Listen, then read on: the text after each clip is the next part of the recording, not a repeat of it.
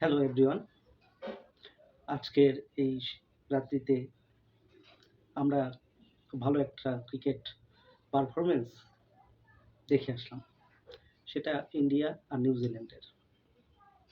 বিশ্বকাপ টি-20 ওয়ার্ল্ডের পূর্বে কেউ যদি খুব শক্তিশালী পারফরম্যান্স দেখতে চান, তো ইন্ডিয়া নিউজিল্যান্ডের এই খেলাটি তার বিকল্প নয়। আজকে গুয়াহাটির বর্ষাপাড়ায় আমরা একটি ইতিহাস সাক্ষী করার মতো খেলা দেখলাম। আজকে আজকে ইন্ডিয়া শুধু নিউজিল্যান্ডকেই হারায়নি, নিউজিল্যান্ডের মতো শক্তিশালী প্রতিপক্ষকে ২ ম্যাচ বাকি থাকতেই ৩-০ ব্যবধানে সিরিজটি নিজেদের পকেটে করে নিয়েছে। সবকিছু শুরু হয়েছিল সূর্যকুমার যাদবের টস জিতার পর বোলিং করার সিদ্ধান্তটা। তারা বোলিং করতে নেমে অনেকদিন পর জাসপ্রীত বুমরাহকে আমরা আরেকটি ভালো ইনিংস খেলতে দেখলাম।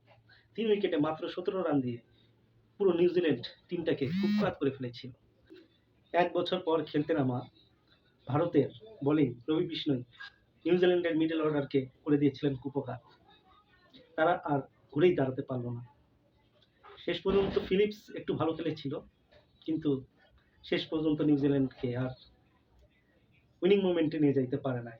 গুয়াহাটির মতো ব্যাটিং সহায়ক একটি মাঠেও নিউজিল্যান্ড ১৫৩ রানের মধ্যেই থেমে যায়। ব্যাটিং করতে ১৫৩ রানের টার্গেট চেস করতে নেমে ইন্ডিয়া কোনো কষ্টই করতে হয়নি। মাত্র ২ উইকেট হারিয়ে ইন্ডিয়া যে তাণ্ডব দেখিয়েছে আজকে, তা অবিশ্বাস্য। সূর্যকুমার যাদব যে ব্যাটিং দেখিয়েছে, অভিষেক শর্মা যে ব্যাটিং দেখিয়েছে, তা অবিস্মরণীয়। ইন্ডিয়ার মধ্যে সবচেয়ে দ্রুততম দ্বিতীয় সেঞ্চুরি এখন অভিষেক শর্মার। এই রেকর্ডটি তিনি গড়ে ফেললেন। ১০ ওভার বাকি থাকতেই ইন্ডিয়া নিউজিল্যান্ডকে পরাজয় করে ফেলল।